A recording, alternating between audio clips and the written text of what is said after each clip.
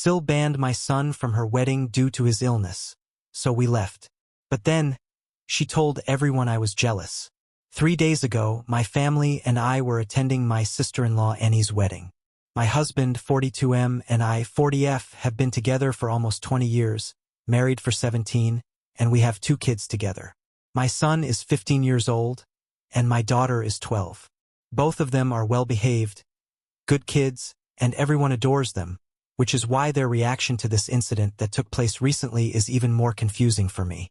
Anyway, my son was recently diagnosed with narcolepsy a couple of months ago, came as a huge blow to the family, and we are still coping with it. He is being treated for it, and he's responding well to the treatment. We are just trying to make life easier for him, and he himself is quite self-conscious of it. But we did not want him to be ashamed of it because it's not his fault, and we wanted him to know that everyone had been very sympathetic towards us when we initially told people about the diagnosis, including Annie. She and I have never been the closest of friends, but it's not like we have had any issues with each other, either. At least not to my knowledge. She and I have always been very cordial, and that's about it. We tried to be friends with each other initially, but we were just very different, and we quickly realized that there was a lot of friction between us. So instead of forcing each other to be friends with the other, it would be better for us to just maintain a cordial familial relationship and not try to push the boundaries. I guess it was a bit of a bummer for her because my husband's family is very close-knit, but this was a situation that could not be helped. Anyway, I had never expected her to turn out like this or even my in-laws to go against me in the way that they have.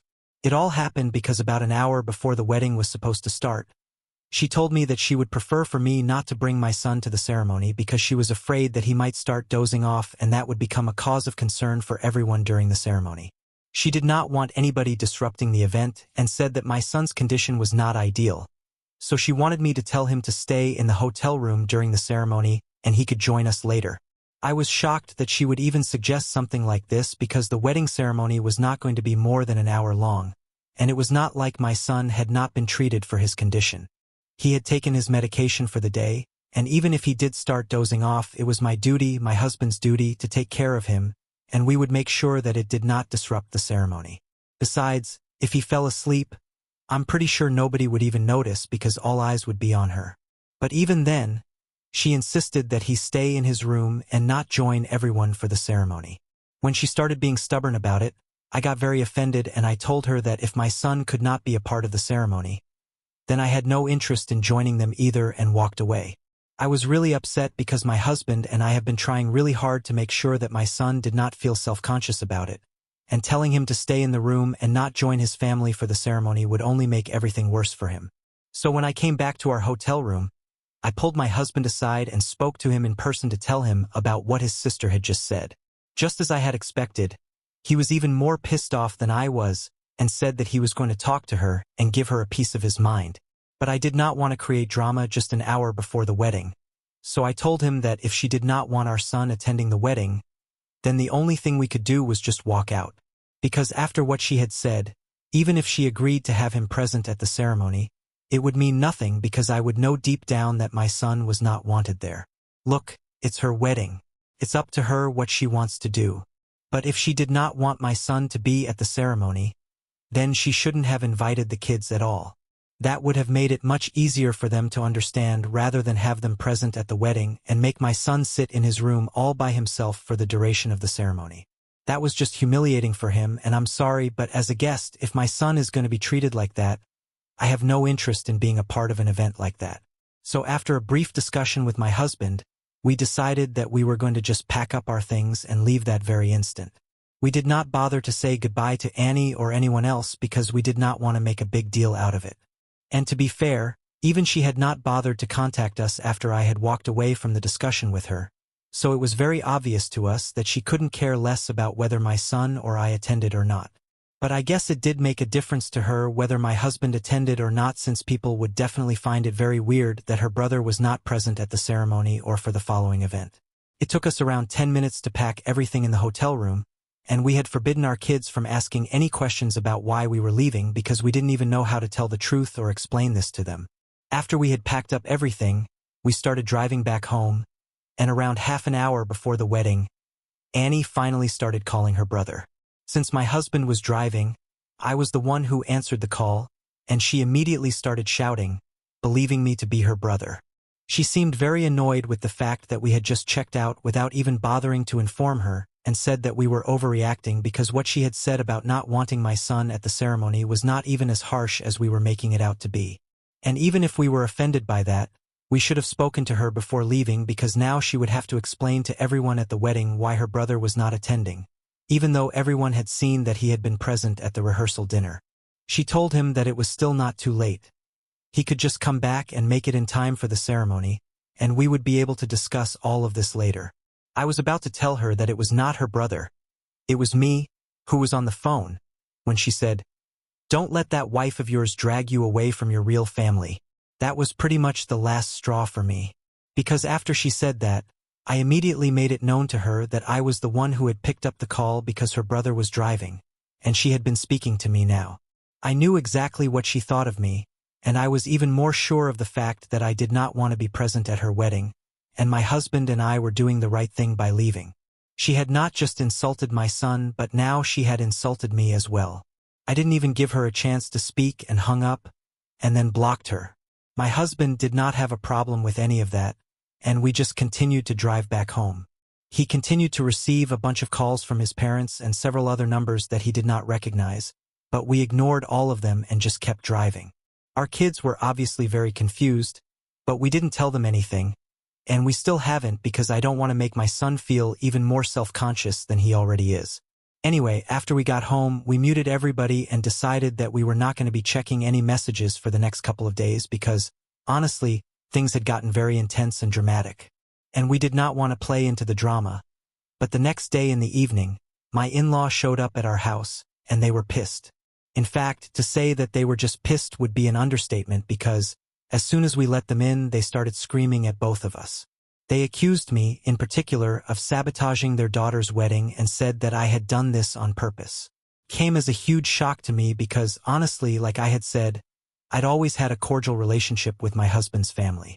I was not as close to them as they expected me to be, but that's just because I had my own boundaries and I didn't want to push them. I thought they had been fine with it, but clearly not, because in spite of the fact that my husband and I had been married for 20 years, they were still acting like they didn't even know who I was as a person and said that I had sabotaged Annie's wedding on purpose. Not only was that accusation ridiculous enough by itself, but they also said that I had done this because I was jealous of her. The reason that they suggested I was jealous of her was equally stupid. They thought that Annie was much more successful than me, and even her wedding was a lot more grand than the one that I had back when I was getting married to my husband. And so, I had taken it upon myself to make sure that it became all about me and my husband, and why we had walked out. Just to be clear, Annie is neither more nor less successful than I am. I mean, I don't even know how they are defining success because Annie is an entrepreneur and has a sauce business, and I work in publishing. It's two wildly different lines of work, so I don't even know how they would be comparing it. Even if they take into consideration the kind of income we have, I would still maintain that we are definitely equally successful. I'm saying that because I don't want to put anyone down to make myself look better, mostly because I don't have to because I'm not insecure. As for her wedding being organized on a much larger scale than mine, I think that did not surprise anyone because she's getting married at 35 when she's already pretty much established herself. When my husband and I got married, we were really young and just started working. Our parents wanted to fund the wedding, but we thought it would be more practical for us to take that money and invest it in our future. So that's what we did with the wedding funds. We were quite happy with our small and intimate wedding, and it was definitely not a bone of contention. And I really did not appreciate the fact that they were implying that I had ruined my sister-in-law's wedding on purpose just because I was jealous of her or something, because that's not the kind of person that I am. And even if Annie did not accept it, I would have expected my in-laws to do so at the very least. I was honestly really overwhelmed when they started yelling at me about how I had sabotaged everything on purpose and made the entire wedding about myself by walking out and overreacting over something so petty and small. And then they started telling me that I had to apologize because they knew that I had done this purely out of jealousy and nothing else. And the rest of the family apparently agreed because that's what they had told everyone at the wedding. They had to come up with some explanation as to why my husband and his family were not present at the wedding because everyone knew how close we were, and people had seen us all at the rehearsal dinner the previous night. So, they had concocted this story about how I had been sulking the entire time at the rehearsal dinner, and when Annie had spoken to me about it, I had picked a fight with her on purpose about how she was having a grand wedding and rubbing it in our faces to make us feel small on purpose, and convinced my husband to walk out over it. Now, of course, I came off looking really bad in this story that they had concocted, and that's what really set me off the edge. It was bad enough that they had come up with a lie to cover up for Annie and make me the bad guy instead. But when they said that the rest of the family believed it and thought that I was sabotaging my sister-in-law's wedding on purpose because I was jealous of her, and everyone agreed that I should apologize to her, I just felt so bad because that's not who I am, and I felt like everyone had misjudged me at that point. I couldn't even bring myself to defend myself. And my husband and I just broke down into tears. My husband realized that my in-laws had absolutely no respect for me, and when I started crying, he told them to get out of his house because they had no right to speak to me this way. They tried to argue, but my husband was very firm and said that he would call the cops on them if they refused. Even before leaving, they repeated the same thing that Annie had said, that my husband shouldn't allow me to dictate anything that he does because my eventual goal is to drag him away from his family. That made me cry even harder, and my husband had to spend a good half an hour comforting me before I finally stopped crying.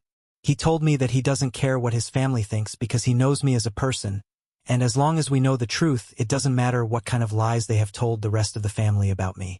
Once I felt better, we were just going to put out a statement on social media and tell everyone the truth about why we had left. Until then, he just wanted me to relax and not think of this because his family is just being awful, simply because I had dared to have boundaries, and they were not used to it. That's what the problem was, and I did not need to worry about it because we all know it's not my fault. So, he reassured me a lot, but one conversation with my mother undid all of that yesterday. She had called me in the morning just to talk to me, and while chatting, I told her everything that had happened with my in-laws and stuff. After hearing the entire incident, I thought that she was going to take my side, but instead, she just stayed quiet. I could tell that she did not agree with me, but I wanted to know exactly what her thoughts were on this incident. So, I told her to be honest with me, and I really wish that I hadn't because she told me that she wasn't exactly surprised that things had turned out this way.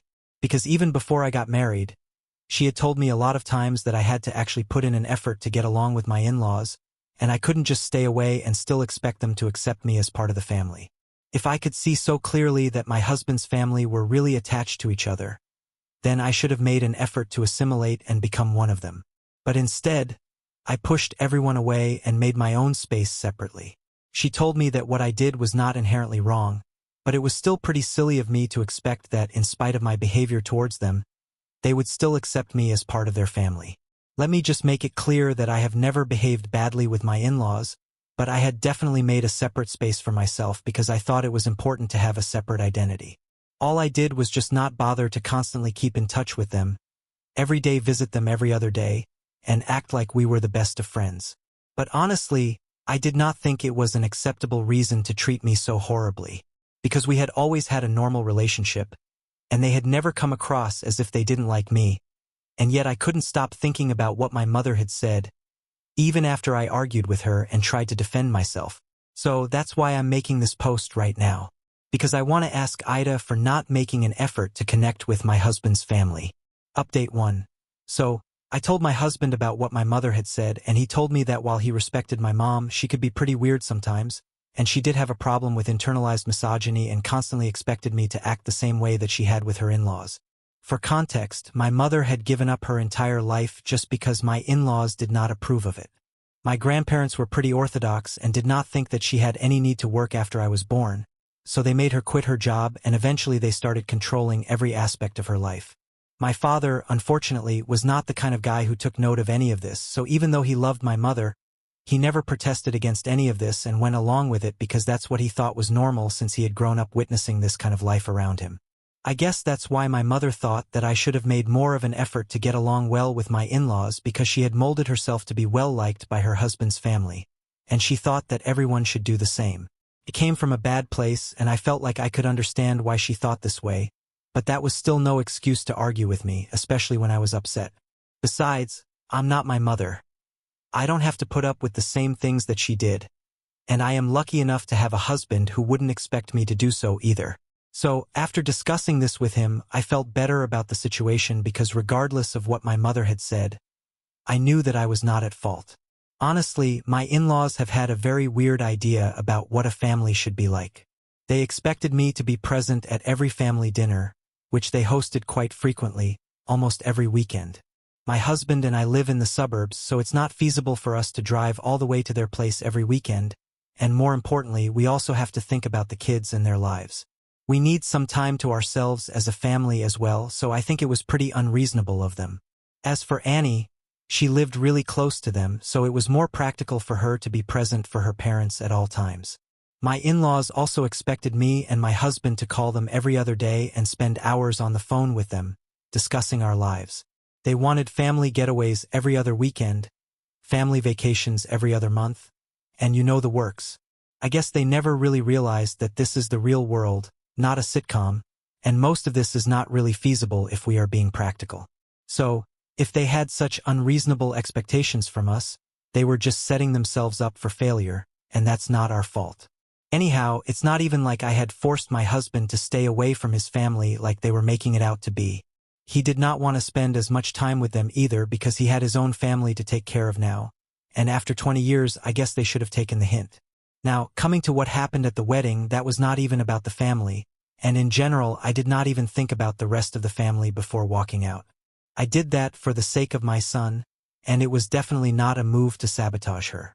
But their decision to spread lies about me and tell everyone some crazy story about why we had walked out was definitely a move to ruin my reputation, and it could not go unanswered. So, my husband and I decided to put out a statement like we had said we would, and we still maintain what we said about not caring about what the rest of the family thinks about me. We really don't care about it.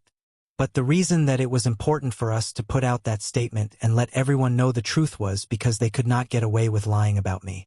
They had enough time to apologize to us, but they hadn't, and now we were going to let everyone know the real reason why we had not been present at the wedding. Honestly, I was doing this more for the sake of my son than for myself because he had been able to figure out that there had been some problem regarding him. I guess we did not keep our voices down while we were fighting with our in-laws, and he might have picked up on some of the conversation and figured out that his aunt had probably not even wanted him at the wedding, and we had walked out over that. So, he had become very self-conscious about it, and I could tell that he was really upset since he thought that this was all happening because of him. I wanted him to know that this was not his fault. If there was anyone to blame for the situation, then it would be his aunt and his grandparents. The best way to do that would be just to put out the truth, and now that it's done, my husband and I can finally breathe a sigh of relief. I don't know if people are going to believe this version, and I don't know if it's going to create even more drama in our lives, but it was important for us to let everyone know what really happened, and we are glad that we did. So whatever. Update to hi.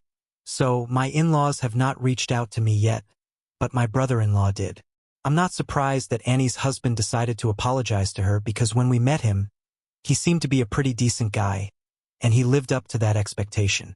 Obviously, Annie considers us beneath herself, so she couldn't be bothered to apologize to us herself, but her husband decided to send us a message saying that he was willing to apologize on her behalf. We don't really count it as an apology from her, but we appreciate the gesture from his end. Another interesting thing that happened was that a bunch of relatives reached out to us, saying that they knew that there was something about the version of the story that my in-laws had been telling them, and they hadn't wanted to believe that I was capable of being so vindictive. So, they had been waiting for us to put out a statement, and the reason they hadn't contacted us to confirm the story was because they did not want to stir the pot. But now that the truth was out, they were all firmly on my side. I thought that this was really strange behavior because, from what I knew, my in-laws had said that the rest of the family also believed that I had sabotaged Annie's wedding out of jealousy, and they expected me to apologize to her. But this reaction made me feel like my in-laws had probably been lying. So, I spoke to one of my husband's cousins, and he told me that most of the family had flat out refused to believe the version of the story that my in-laws had been telling everyone, and they had been waiting for some clarification from our end. I guess my in-laws had been trying to manipulate us into believing that the rest of the family was also against us, and maybe that would cause us to apologize to Annie. What would they have gained out of it? Absolutely nothing, apart from the satisfaction of having us flatter their already overinflated egos. I'm honestly really glad that I did not apologize to them, and that my husband and I did not fall for the trap that they had been setting up for us. I'm also really happy that most of the family is with me because that means that nobody is going to be speaking to my in-laws or Annie. I don't really mean to sound vindictive or vengeful, but they do deserve this. Anyway, I haven't spoken to my mother for the past couple of days after we got into that fight, so maybe I might even let her know what has happened so she realizes that she was wrong as well. I'm still willing to forgive, but regarding my husband and his family, even if I forgive them, I'm not sure that my husband will. Also, thank you so much for such kind words about our son. I'm sure that he's going to get better with time. It means a lot to us, so thank you. Update 3. Hey, so I finally spoke to my mother after almost 3 weeks of no contact, and I've explained a lot of things to her. I can't say that we have sorted things out just yet, but we are trying to work on it. All I can say is that both of us missed each other a lot, and after my father passed away 6 years ago, I am all that she has, so she wouldn't want to lose me, and neither do I want to lose her. She is willing to learn and change her ways and be more sensitive towards my feelings, and I'm going to stick with her while she tries to become that person. Old habits are hard to unlearn, and I can understand that, but I don't want to give up on her, so I'm going to keep on trying. I wish we could say the same thing for my in-laws, though. But whatever, they don't even deserve this second chance. After we made that post, most of the family was with us, and they refused to even acknowledge the existence of that post.